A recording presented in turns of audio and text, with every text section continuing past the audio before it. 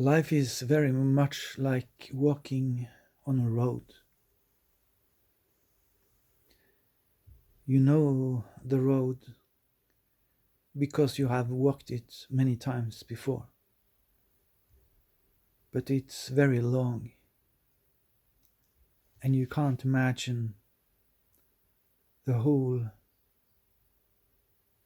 experience of walking the whole road at once. You have to take it step by step, little by little.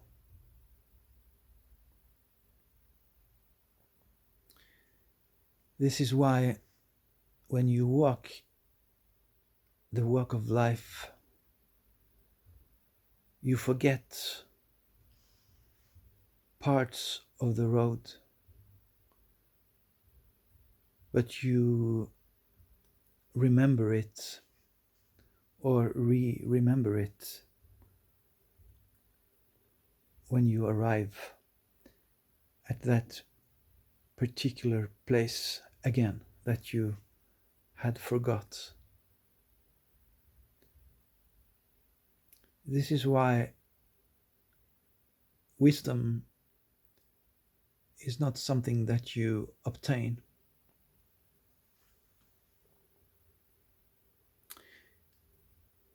You can't contain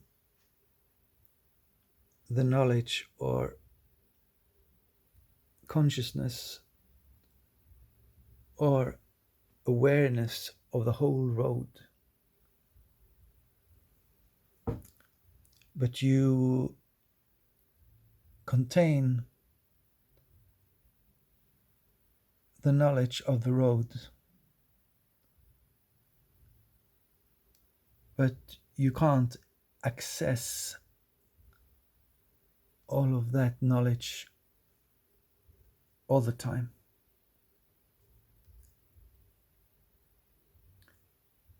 This is why you have to wait. If you don't feel like painting, you don't paint.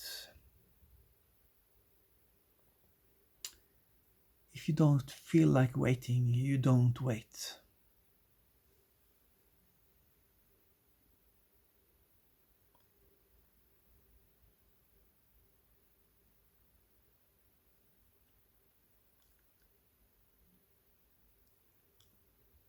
You come to the conclusion that there are things you don't want to do.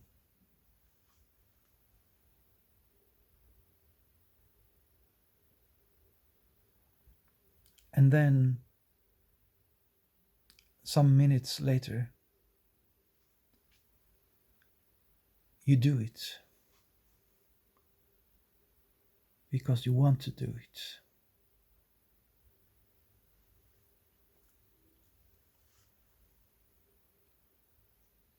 It's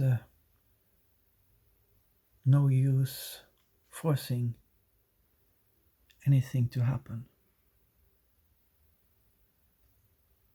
Forcing things to happen is not a good thing. Sometimes you are forced to do things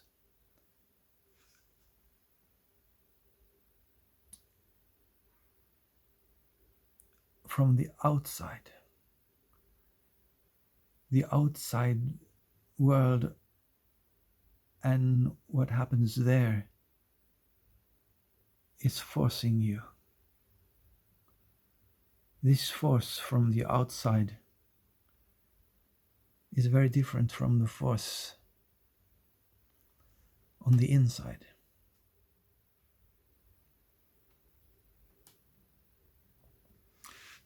If you are forced to do something from the outside,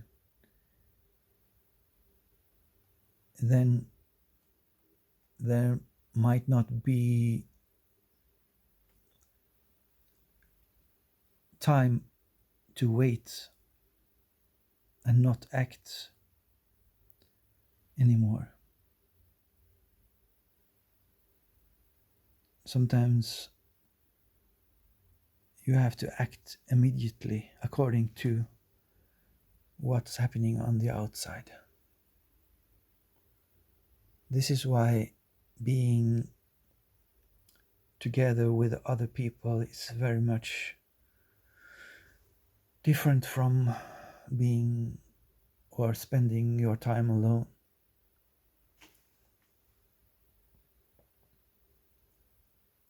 Jesus had disciples, but he also spent a lot of time on his own. He used to walk in the desert alone. And when he was walking in the desert, talking to God, his life was very different from when he was with the disciples. Being with your disciples is having an outside force working on you.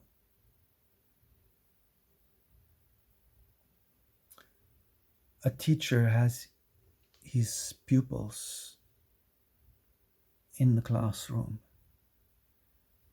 and the way the teacher is teaching when the pupils are there is very different from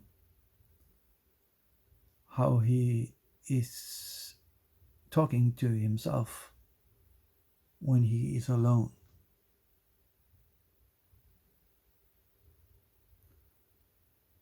To be alone is to experience and generate experiences, energies, and information that later can be revealed.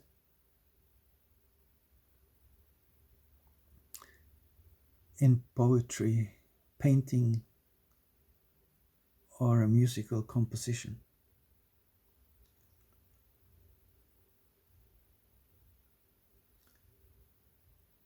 So the waiting and the not doing anything is very important, because it is what is creating all the possibilities that is accessible to you when you are doing.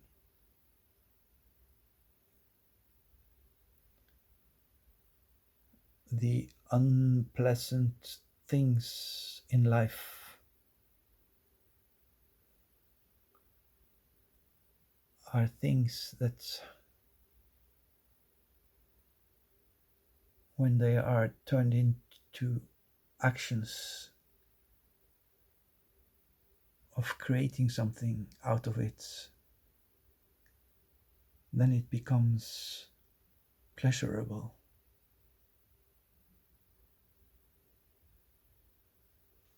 We all want to avoid pain.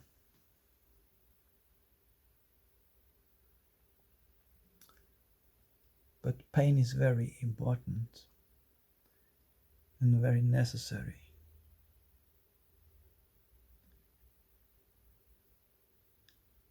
If you put your hand on an electric plate when it's hot, the pain is making you withdraw your hand immediately.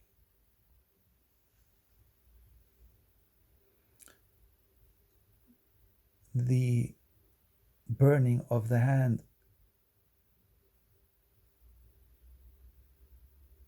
is both giving you information about what to do, but it's also triggering an automatic response. So you don't have to pull your hand back consciously. It's an automatic response. And when you paint, you have to rely on automatic responses. It can't be all done consciously, but some of it is consciously. Some of it is experienced, and you are somehow navigating on the canvas with your brush according to your previous experiences. And without those experiences, you will not be able to navigate as well as you do. And it takes time, many years often, to experience a lot. So you can use these experiences to manage your life. So in the beginning, it's not the most important thing in painting to make good paintings, but it's important to make good experiences. And later, many years later, when you have done a lot of experiencing, you can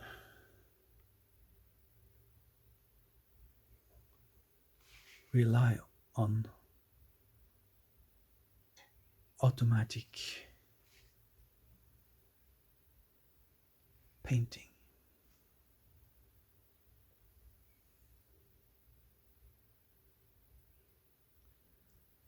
And you can rely on automatic living.